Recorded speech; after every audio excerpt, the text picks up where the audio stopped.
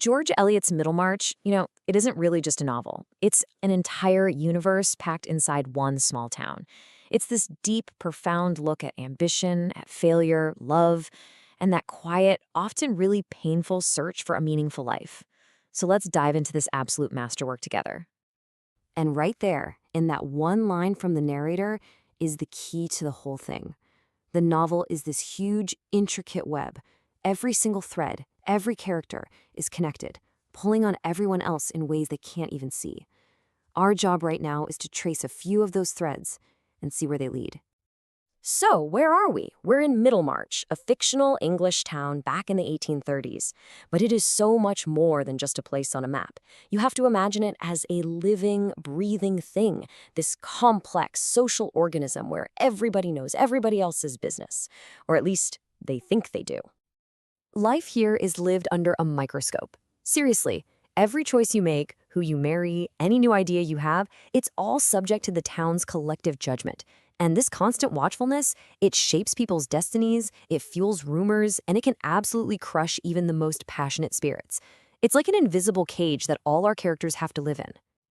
Okay, so let's see exactly how this social web gets built. We're going to zoom in on a few of these tangled lives, because the real genius of Middlemarch is how it uses contrast, right? It puts these different characters side by side to explore the same huge question: what does it actually mean to live a worthy life?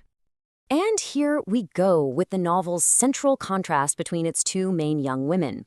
On one side, you've got Dorothea Brooke, and she is just burning with this intellectual and spiritual ambition. She wants to lead a grand life, build cottages for the poor, see the world through the eyes of great thinkers. And then, on the other side, we have the beautiful Rosamond Vincy.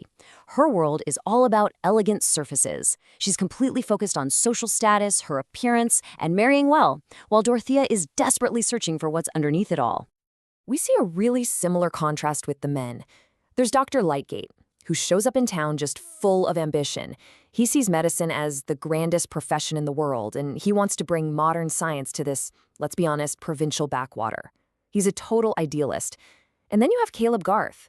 His ambition is, well, it's a completely different kind. He has this almost religious respect for what he just calls business, good, honest, practical work. For him, you find the divine in accurate measurements and solid construction, not in some grand abstract theory. And this contrast between the surface and what's really inside is driven home perfectly when we compare Caleb's daughter, Mary, to Rosamond. Everyone calls Rosamond an angel, right? With her heavenly blue eyes that can easily hide what she's really thinking. Mary, on the other hand, has the aspect of an ordinary sinner. But her greatest virtue is honesty. She doesn't create illusions for anyone, and she certainly doesn't indulge in them herself. Eliot is constantly forcing us, the readers, to look right past the beautiful facade to find a person's real substance. Now, these individual lives get most intensely tangled up in marriage. And Eliot presents marriage not as some fairy tale ending, but as the ultimate testing ground for your character, for your ideals, for everything. This is Dorothea's dream. This is her big hope. She marries the aging scholar, Mr. Casaubon, not for romantic love, but because she truly believes he holds the key to a higher intellectual and moral life. She sees him as her gateway to greatness. And then the devastating reality hits. On their wedding journey in Rome, that entire illusion just shatters. Instead of a guide, she finds a petty, insecure man who's actually jealous of her own mind. That single sentence, wow, it just captures the entire catastrophic collapse of her life's dream. So the intimacy of marriage, the very thing that was supposed to unite them, instead reveals this unbridgeable gulf between them. Because she can't get close, she's forced to survey him from a distance, seeing him not as a partner but as a failed project. Theirs is this profound and tragic solitude, lived together, side by side. But this private tragedy, it doesn't happen in a vacuum. The entire community of Middlemarch is watching and judging and actively shaping the choices available to every single person. I mean, just think about it for a second. You've got Mrs. Cadwallader gossiping about who should marry whom. You see Mr. Brooke getting warned not to go around speechifying and making a fool of himself in politics.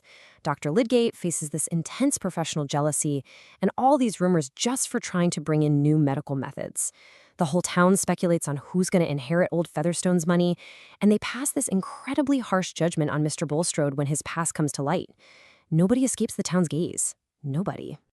And this all forces this huge, central question that echoes through the entire novel. When society is constantly telling you who you ought to be, how on earth do you find the courage to become who you actually are?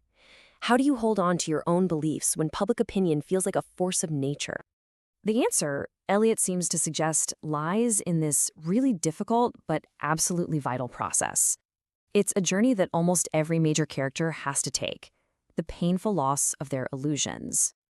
And the novel gives us its own very precise definition of disillusionment.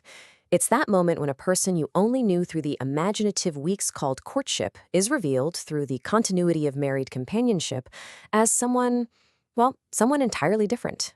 It's that painful gap between the person we imagined and the person who is actually standing in front of us. So this journey of disillusionment, it follows a pretty clear path. It starts with these grand ideals, right? Characters imagine a perfect marriage or a world-changing career. But soon enough, those ideals collide with the hard reality of other people's egos, financial troubles, and social friction. And that collision forces this painful moment of insight, this confrontation with their own naivete. It's only then, from that broken ground, that they can find a new beginning, a life built not on dreams, but on a clearer and, a harsher reality. And Mary Garth, with her classic honesty, she just captures the novel's core belief perfectly. She cuts right through all the pretense, rejecting the whole idea of marrying simply for gentility's sake. Through her, the novel makes this powerful argument that true worth isn't found in your social status or your appearance, but in authentic work and a clear-eyed view of the world. So ultimately, Middlemarch is not a story about grand heroes changing the world. It's about the quiet, heroic effort that's required in everyday life. The work of shedding our illusions, of learning to see people as they truly are, and of finding compassion even when we're disappointed. That, Eliot suggests, is the real substance of a worthy life. Because even in a small town, the greatest dramas unfold not in public, but in the private conflicts of the human heart.